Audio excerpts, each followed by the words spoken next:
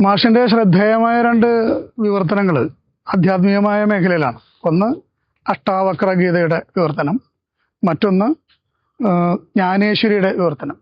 ജ്ഞാനേശ്വരി എഴുതിയ അമൃതാനുഭവം. അത് ജ്ഞാനേശ്വരി എന്നുള്ള പേരിലല്ല അറിയപ്പെടുന്നത്, അമൃതാനുഭവമാണ്. ആ രണ്ട് കൃതികളുടെ വിവർത്തനങ്ങളാണ്. ഈ രണ്ട് കൃതികളുടെ വിവർത്തനങ്ങളെ സംബന്ധിച്ച് അതിന്റെ ഉൾക്കാഴ്ചകളെ കുറിച്ച് ഒന്ന് പറയാം. ഞാൻ ആദ്യമായിട്ട് ഇത് 13-ാം നൂറ്റാണ്ടിൽ ജീവിച്ചിരുന്ന കാശ്മീരി നഗ്നസന്യാസിനി ലല്ലേശ്വരിയുടെ കൃതികളാണ്. എനിക്ക് ചെറുപ്പം മുതൽ ഈ മിസ്റ്റിസിസം, നിഗൂഢാത്മവാദമായിട്ട് ഇങ്ങനെ ചിന്തിക്കുന്ന ഒരു സ്വഭാവം എനിക്ക് ഉണ്ടായിരുന്നു. അത് ബേസിക്കായിട്ട് ഇന്ത്യൻ ഫിലോസഫിയുടെ തന്നെ ഒരു സ്വാധീനമാണത്. പിന്നീട് ഞാൻ രമണ മഹർഷിയുടെ വചനങ്ങൾ, സാവോ ചൈനയിലെ ലവോത്സുവിന്റെ വചനങ്ങൾ, അങ്ങനെ കുറെ കൃതികൾ തർജ്ജമ ചെയ്തിട്ടുണ്ട്. പിന്നെ പ്രധാനമായിട്ട് നേരത്തെ പറഞ്ഞത് ജ്ഞാനേശ്വരന്റെ സ്വാനുഭവ ഗീതിയായിട്ടുള്ള അമൃതാനുഭവം. വേറെയും പലതും ചെയ്തിട്ടുണ്ട്. ഖലീൽ ജിബ്രാന്റെ കുറെ കൃതികൾ ചെയ്തിട്ടുണ്ട്. അത് ഏതാണ്ട് മിസ്റ്റിസിസത്തിന്റെ ടച്ചുള്ള കൃതികളാണ്. പിന്നെ ജ്ഞാനേശ്വർ 14-ാമത്തെ വയസ്സിൽ ഭഗവത്ഗീതയ്ക്ക് ഭാഷ എഴുതി. അതിന്റെ പേരാണ് ജ്ഞാനേശ്വരി എന്നുള്ളത്. അദ്ദേഹത്തിന് 21-ാമത്തെ വയസ്സിൽ സമാധിയായി. ഈ അഷ്ടാവക്ര ഗീത ജീവിതത്തിലെ ഏറ്റവും വലിയ തിരിച്ചടികൾ മനുഷ്യൻ നേരിടുമ്പോൾ വായിക്കാൻ പറ്റിയൊരു പ്രമാണപ്പെട്ട കൃതിയാണ്. അത് ഈ പ്രശ്നങ്ങളുണ്ടാകുമ്പോൾ മനുഷ്യനെ പിടിച്ചു നിൽക്കാനായിട്ട് അവനെ ഉദ്ബുദ്ധനാക്കുന്ന പഴയ പാരമ്പര്യത്തിലുള്ള പ്രധാനപ്പെട്ട കൃതികളിലൊന്നാണ്. ഇന്ത്യൻ ഫിലോസഫിയുടെ ഏറ്റവും ഉത്തുംഗ ശൃംഗമാണ് അഷ്ടാവക്ര ഗീത എന്ന് പറയാം. മലയാളത്തിൽ എനിക്ക് ഏറ്റവും ഇഷ്ടപ്പെട്ടിട്ടുള്ള ഒരു വിവർത്തനം, ഒരു വ്യാഖ്യാനം മുനിനാരായണ പ്രസാദിന്റെയാണ്. ഏറ്റവും നല്ല ഒരു വ്യാഖ്യാനം. വേറെ പലരും എഴുതിയിട്ടുണ്ട്. സ്വാമി ജ്ഞാനാനന്ദ സരസ്വതിയുടെ വ്യാഖ്യാനം നല്ലതാണ്. ഇതിന്റെ വിവർത്തനത്തിനിടയിൽ സ്വയം അനുഭവപ്പെട്ട മാറ്റങ്ങളും അതിന്റെ ഉൾക്കാഴ്ചകളും എന്തായിരുന്നു? അങ്ങനെ അതൊരു അനുഭൂതിയാണല്ലോ. അതൊരു അനുഭവമാണെങ്കിൽ നമുക്ക് വാക്കുകളിലേക്ക് പകരാൻ പറ്റുള്ളൂ. അതൊരു വല്ലാത്ത അനുഭൂതിയാണ്. ബോധത്തിന്റെ ഒരു പരിണാമം സംഭവിക്കുക. ബോധത്തിലൂടെ നമ്മൾ ഈ സാക്ഷാത്കാരം എന്നൊക്കെയുള്ള വാക്ക് എത്രത്തോളം അതിന് ഉചിതമാണെന്ന് അറിഞ്ഞൂടാ. അങ്ങനെ ഒരു മനുഷ്യജന്മത്തിന്റെ സാഫല്യം തന്നെ അത്തരം ഒരു സാക്ഷാത്കാരത്തിലാണെന്നാണല്ലോ പഴയ ഋഷിമാരും ചിന്തകന്മാരും ഒക്കെ പറയുന്നത്.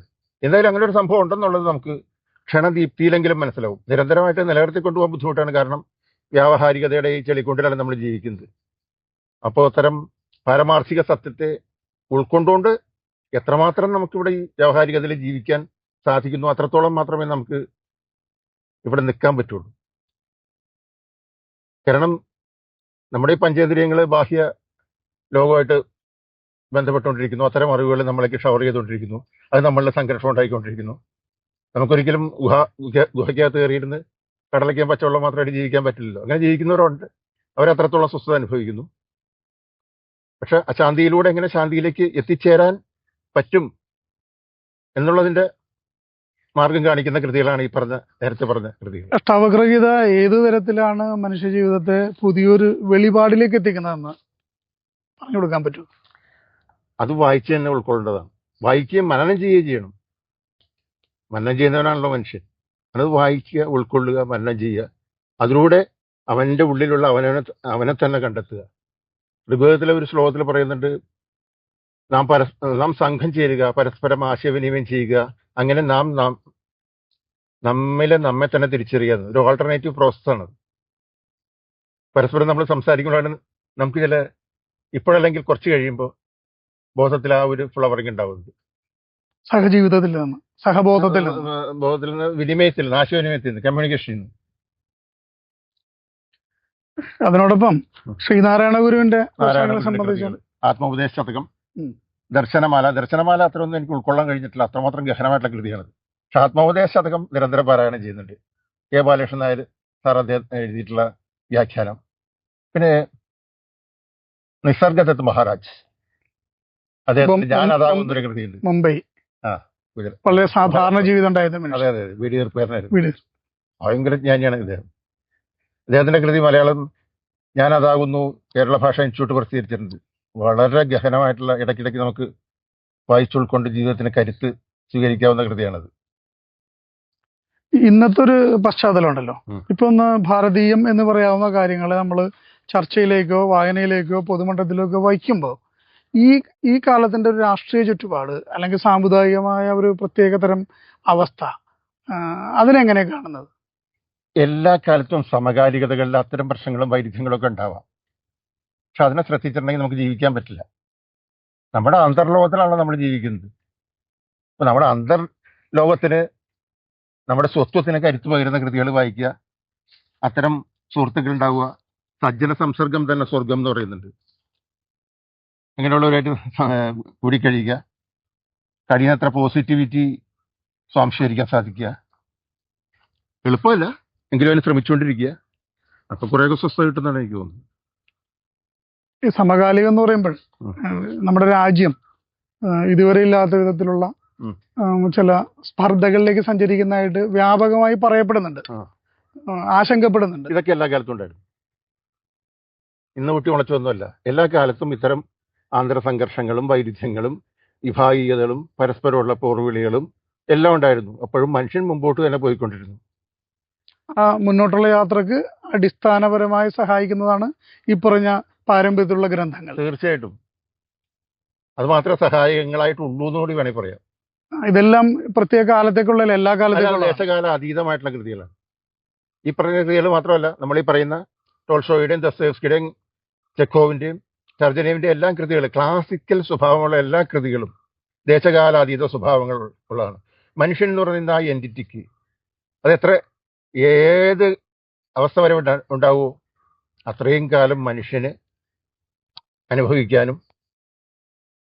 അതറിഞ്ഞ് ജീവിക്കാനുള്ള മാർഗദീപങ്ങളാണ് ഈ കൃതികളെല്ലാം, ഈ ക്ലാസിക്കൽ കൃതികളെല്ലാം. ഈ ക്ലാസിക്കൽ കൃതികളെ ആശ്രയിക്കുക എന്ന് പറഞ്ഞാൽ മനുഷ്യത്വത്തോട് കൂടുതൽ അടുക്കുക എന്ന് തിരിച്ചറിയാൻ തന്നെയാണ്.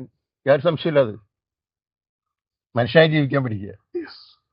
വായന, ഗ്രന്ഥരചന, വിവർത്തനങ്ങള്, പുസ്തക പ്രകാശനങ്ങള്, ജോലി, ആധ്യാത്മികമായ അന്വേഷണങ്ങൾ, ഇങ്ങനെ പല മുഖങ്ങളിൽ ജീവിതത്തെ മുന്നോട്ട് കൊണ്ടുപോകാൻ മാഷ് കഴിഞ്ഞിട്ടുണ്ട്. മാഷിന്റെ കുടുംബം, ആ കുടുംബത്തിന്റെ വിശേഷങ്ങൾ എന്തൊക്കെയാണ്? ഭാര്യ, 2 കുട്ടികൾ, ഇരട്ട കുട്ടികളുടെ അച്ഛനാണ് ഞാൻ. അതിൽ ആൺകുട്ടി ഇപ്പോൾ ചൈനയിൽ ജോലി ചെയ്യുന്നു, പെൺകുട്ടി അഡ്വക്കേറ്റ് ജനറൽ ഓഫീസിൽ ജോലി ചെയ്യുന്നു. അവർക്ക് കുട്ടികളായി. ഞാൻ മുത്തച്ഛനാണ്. അങ്ങനെ ജീവിതം അങ്ങനെ മുമ്പോട്ട് പോയിക്കൊണ്ടിരിക്കുന്നു. അദ്ദേഹത്തിന്റെ സാഹിത്യ പ്രവർത്തനങ്ങളൊക്കെ ആയിട്ട് അത്യാവശ്യം സമാധാനമായിട്ട് പോകണം. സമാധാനം അതാണ് പ്രധാന പോയിന്റ്. എല്ലാവരും തേടുന്നതും മാഷ് എത്തിച്ചേർന്ന് പറയാൻ പറ്റില്ല. ഇല്ല, അത് എളുപ്പമല്ല. സാധാരണ കുടുംബജീവിതത്തെ കുറിച്ച് പറയുന്നത് അസമാധാനത്തിൽ നിന്ന് അസമാധാനം അങ്ങനെയൊന്നുമില്ല. ഇത് ഒരു ശമനൌഷധമായിരുന്നു. അത് നമ്മൾ നേരത്തെ പറഞ്ഞില്ലേ, വ്യാവഹാരം എന്ന് പറയുമ്പോൾ അതിൻ്റെതായിട്ടുള്ള പ്രശ്നങ്ങൾ ഉണ്ടാവുമല്ലോ. അത് പൂർണ്ണമായിട്ടും അതിനകത്ത് ആർക്കും മുക്തി ഉണ്ടാവില്ല. 100,000 അല്ല, 916 ആണ്. 916 ആണ്, 1000 അല്ല, 916%. അപ്പൊ അത് അങ്ങനെ പോട്ടെ. വിയോഗം അവസാനത്തെ വരവ് സൗഹൃദ സന്ദർശനമെന്ന് നിലച്ചതല്ല. പരസ്പരമേൽപ്പിച്ച പരിക്കുകളുടെ കണക്കെടുക്കുവാനുമായിരുന്നില്ലല്ലോ. ആശുപത്രിക്ക് പിന്നിൽ മരുന്നും മരണവും മണക്കുന്ന സന്ധ്യയിലൂടെ കൂട്ടിക്കൊണ്ടുപോയി. ചെമ്പരത്തി പടർപ്പുകൾ മൂടിയ മതിലിൽ ഒരു പിളർപ്പിലൂടെ പൂമുഖത്തേക്ക് നയിച്ചു. ഒരു പക്ഷിയുടെ കഥ പറഞ്ഞു. നീൾക്കൊക്കുമായി നിരന്തരം ഉപദ്രവിക്കുവാനെത്തുന്ന ഒരു പക്ഷി. ഒടുവിൽ അതിന്റെ കഥ കഴിക്കേണ്ടി വന്നത്രേ. അവസാനത്തെ വരവ് സൗഹൃദ സന്ദർശനമെന്ന് നിലച്ചതല്ല. പരസ്പരം ഏൽപ്പിച്ച പരിക്കുകളുടെ കണക്കെടുക്കുവാനുമായിരുന്നില്ലല്ലോ. ആശുപത്രിക്ക് പിന്നിൽ മരുന്നും മരണവും മണക്കുന്ന സന്ധ്യയിലൂടെ കൂട്ടിക്കൊണ്ടുപോയി. ചെമ്പരത്തി പടർപ്പുകൾ മൂടിയ മതിലിൽ ഒരു പിളർപ്പിലൂടെ പൂമുഖത്തേക്ക് നയിച്ചു. ഒരു പക്ഷിയുടെ കഥ പറഞ്ഞു. നീൾക്കൊക്കുമായി നിരന്തരം ഉപദ്രവിക്കുവാനെത്തുന്ന ഒരു പക്ഷി. ഒടുവിൽ അതിന്റെ കഥ കഴിക്കേണ്ടി വന്നത്രേ. ആത്മഹത്യാശ്രമത്തിൽ പരാജിതനായി അർദ്ധവിരാമത്തിൽ അനവധി കഴിച്ചാണ് അന്തർധാനം ചെയ്തത്. ആത്മഹത്യാശ്രമത്തിൽ പരാജിതനായി അർദ്ധവിരാമത്തിൽ അനവധി കഴിച്ചാണ് അന്തർധാനം ചെയ്തത്. ഇന്നലെ നിഗൂഢ ശാസ്ത്രങ്ങളിൽ അഭിരമിക്കുന്ന ഒരു വൃദ്ധയോട് ഈ കഥ വിസ്തരിക്കുവാനിടയായി. അവർ പറഞ്ഞു, ആ പക്ഷി ദുരന്ത ദൂതുമായി എത്തിയതായിരുന്നു. ഇന്നലെ നിഗൂഢ ശാസ്ത്രങ്ങളിൽ അഭിരമിക്കുന്ന ഒരു വൃദ്ധയോട് ഈ കഥ വിസ്തരിക്കുവാനിടയായി. അവർ പറഞ്ഞു, ആ പക്ഷി ദുരന്ത ദൂതുമായി എത്തിയതായിരുന്നു. എനിക്കത് അവിശ്വസിക്കുവാനാവുന്നില്ല, വിശ്വസിക്കുവാനും.